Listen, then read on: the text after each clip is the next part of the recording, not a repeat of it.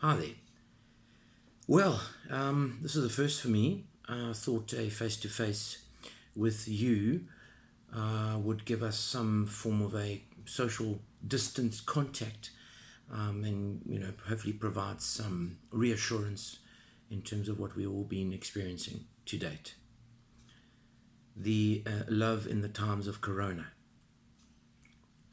We are going through an unprecedented event, and that has been echoed through all the media we see every day on the radio, um, television, news, Twitter feeds, friends, family. An event that will leave a scar that we can all look back, and a scar, as remember, is a function of history. But with history, the good times have come and the good times go, and so do the bad times come and the bad times go. As a human, our default reaction to events like this is emotional. And with an emotional reaction, we tend to make irrational decisions. But if we look through all the noise and you look at all the data, although this is unprecedented, where people are literally being asked to stay home in some draconian form, the supply chains of goods literally have come to a halt because people aren't buying. So the reaction to that is the markets will not be investing. They want to sell off into companies that are supplying those goods, from oil to iPhones to, I don't know, milk and toilet paper. That being said, we must be rational and let the part of us see through the noise and be examples of, sorry about that, and be examples of that people can lean on. Because the more of us that we can lean on each other, we will get through this. Scarred, yes, but stronger. Not to be ethereal about anything, a lot of us have recognized and are seeing every day our values and our savings and our pension funds, income plans, etc., diminishing overnight at a rapid rate. This will come back. This too shall pass. And as many other one-liners that I can think of off the fly, I know this because events such as these have happened in the past. The Cuban Missile Crisis, 1987 Black October, 1998, when the first sign of this type of virus, the SARS, systematic acute respiratory syndrome, came around, together with financial defaults by countries such as Malaysia, Argentina, Russia. That was a bad time. I mean, interest rates went up 25%, bond rates went up. The NASDAQ bubble, where the euphoria in 2000, that coming with Y2K, remember that?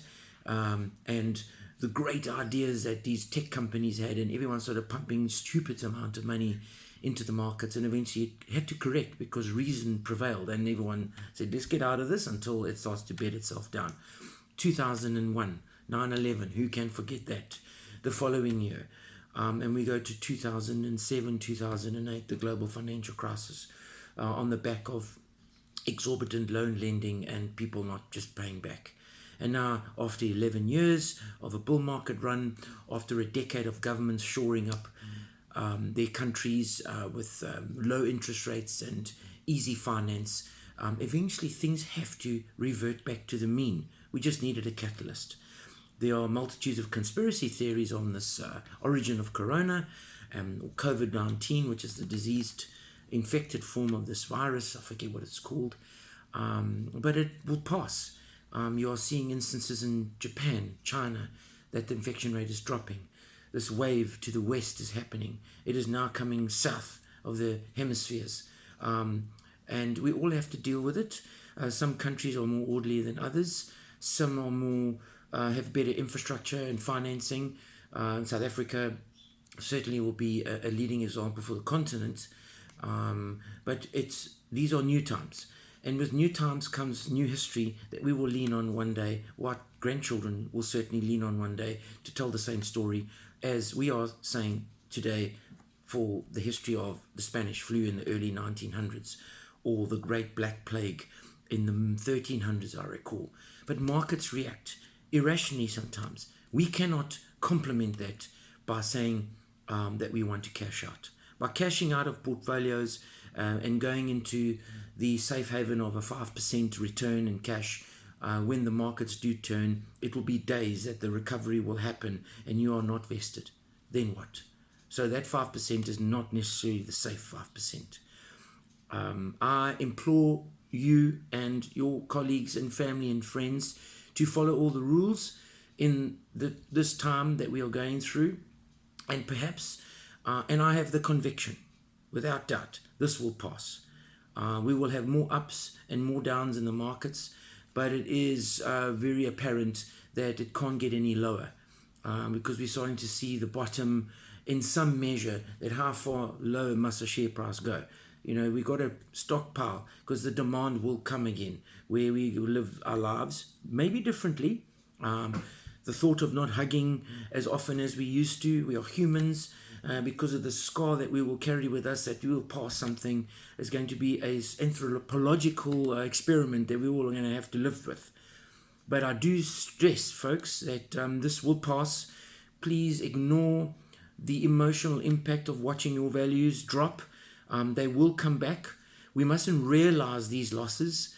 And above all, if you have more money, perhaps consider looking at a strategy of buying into these markets now via conservative portfolios or structured environments such as your pension or provident fund.